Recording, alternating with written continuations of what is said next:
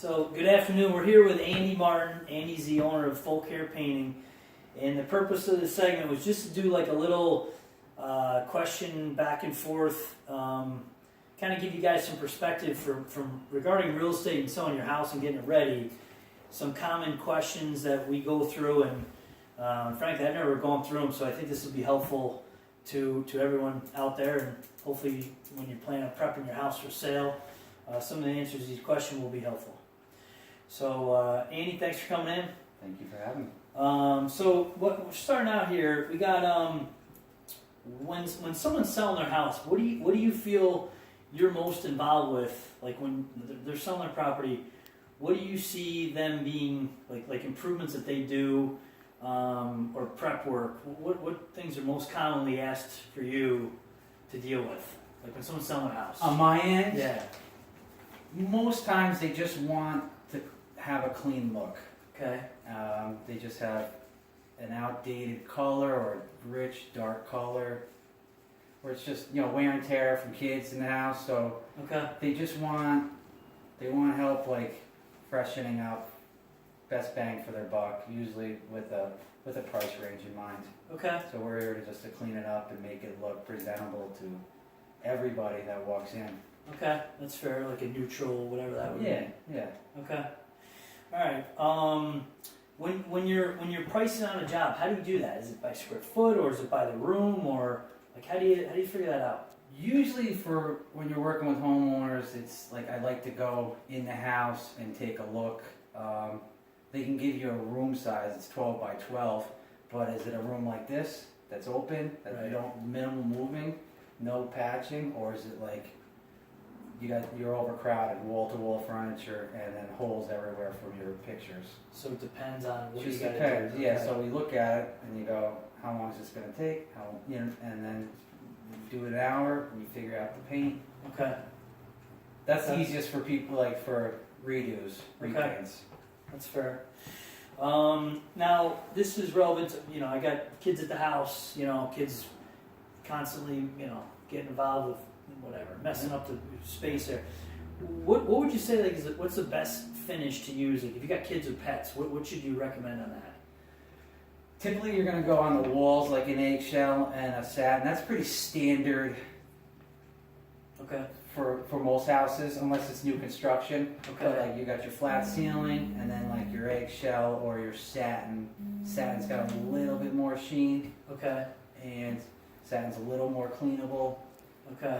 So like a playroom, you want to put a satin in there. For a kid's bedroom, staircase where they're just going to be rubbing their hands, eggshell to a satin so you can wipe it down. In the order of sheen to dull or whatever, how does that work again? So flat is flat. There's no sheen. Okay. It absorbs the sunlight. Okay. And then your eggshell has a little bit of sheen. Your satin a little bit more, and then your semi-gloss. If you look at your trim in your house, you probably have a semi-gloss. Okay. And then the next one is that your gloss, which is So a the high gloss finish. is the highest. Yeah. Okay. All right, that's good. So here's a question: like people want to play, do-it-yourselfers versus hiring a painter. What can you discuss on that? Why hire versus doing it yourself? Well, for me, if I'm the homeowner aspect and I don't like doing electrical, and it's like instead of trying to figure out how to do electrical, even it's electrical's harder than painting. But if I don't like to do it, I'm not going to be totally committed. Sure. Time is a huge thing. Like some people, you go into a house and some people like, this should take you half a day to paint the room. And it's like, nope, longer. Right. And then a lot of times they don't have the right equipment. Okay. Like they'll use a sheet. Yeah. You know what I mean? Yeah. For a room, and then they won't move the sheet with them. So now you painted your walls, but now you gotta clean your floors. Okay. And like if it's just if you like to do it, do it. But I get a lot of calls from people that are like started their house. Okay. And they're like, I hate it, and Yeah. I want nothing more to do with it. And I'm like, That's that's most of my phone calls. Like, I can paint, I just hate it. And I go, I understand. Yeah. And like, I hate painting my house. All right, so that makes sense. As far as like back to the question, like when you're prepping your house to sell, and you analyze like bang for your buck, right? Mm-hmm. What do you see, like knowing the jobs that are involved and the costs associated with them? You got painting over paneling, painting the cabinets to give your kitchen like a remodel, freshening up doors with like a new 6-panel white door versus like an old pine door. Yeah. Like what things are worth doing, or bang for your buck? What comes back to you the most? Would you say? I think the paneling is one of the things that like can outdate a room real quick. And like you got a nice house from the '80s that's everything's nice, and you got this one dark wood paneling. I like to let it go, but I always recommend asking you because it might flow with the whole house, and so Right. you might not want to take it out. Okay. So, but going from a dark room to it's totally different. Two Okay. different rooms. Just putting white paint on it. Okay. Cabinets, yeah, you can paint them. They're like we like to take our cabinets to a shop, spray them, Okay. and spray or spray the insides of the cabinets. So it's a little costly to do that for a resale unless you're just gonna hot dog roll it, but Yeah. you just don't have that nice finish, Okay. and you never get that finish back. So you're almost doing like, to me, a disservice to the next person, Okay. like not That's doing fair. it professionally. So instead of spending a couple thousand to do it properly, unless they're really bad shape, just leave them for the next homeowner. A lot of people want to change stuff anyways. Would you say that? Yeah, you could. I mean, it depends on the price range too. Yeah. I don't know how many people like you sell a house to and then they sell in like 10 years. They probably like how many people their whole kitchen's redone when you go in there. Yeah. I feel like that's I mean, it's probably half the folks. I mean, it's obviously a lot cheaper to paint them. yes for Put sure. in hardware or something Oh, like that. for sure. You can give your whole kitchen a whole new look with the cabinets, but for a resale, we could do it for like a less amount, Right. like with the rollers and the brush, but you sacrifice the finish a little bit on that. Okay, that's fair. But the trim, Yeah. trim is tedious and time consuming for the painter, so costly for the homeowner. Okay. If you can get away with cleaning your trim, you save that. Right. And Okay. That makes sense. Sometimes a house, you could almost double your cost by doing your trim.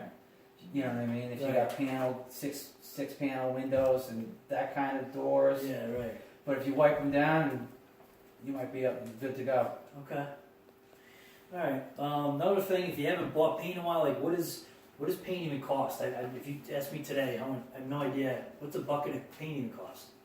The gallons range from $20 all the way to, I think it's 82. I see you at Sherwin-Williams, your newest product. Okay. So it varies. And you just Okay. gotta pick all paint's a little different, like different levels, different grades. Even in like Sherwin-Williams and Benjamin Moore have different grades. They do different things. Okay. So some cover better than most. Some are more cleanable than others. So it's just like having the right painter will help you get the right paint for the right price. Okay. That makes sense. So sometimes you don't need a $75 gallon. Sometimes you can get away with the mid $40 gallon. For a resale, you can use that to find the good ones for $20 a gallon. Okay. They're just not going to last. They're not as durable as the $50, $70. But they'll get you the sale and let the new homeowners figure out what colors they want to put on. Okay. You're not going to, the $20 paint won't peel off the walls or ruin anything. Okay. But I wouldn't recommend that for like painting your house for a second time. Gotcha. Yeah. Okay. How long does unused or paint you bought? Like how long can you expect a bucket of paint to last you? I think they say at the paint store like 3 years it's good shelf life. I've opened paint and got it shaken like 5-6 years later, Okay. and it's fine. You just strain it because sometimes it globs up a little bit. Okay. I've also opened paint after 2 years, and it was Sure. toxic smelling. Okay. It was toxic smelling. So it's just basically a case by case basis. It almost knocked me out. Yeah. Out of the house. Right. So that last question here, and one of the things brand wise, what brand would you recommend on the paint? You can't go wrong with Benjamin Moore Okay. Sherwin-Williams. And Valspar is pretty good, I think. Okay. They're actually getting bought by Sherwin-Williams. But Okay. I stick with Benjamin Moore and Sherwin-Williams. Okay. They haven't let me down yet. Okay. Well, hopefully, again, the idea here was just to kind of offer out a little perspective from a painter's end to people who might be looking to sell or prep their home. For any other questions you guys got, again, it's Andy Martin. He's with Full Care Painting. We appreciate him taking a couple minutes to meet with us here, and hope you guys have a good rest of your day here.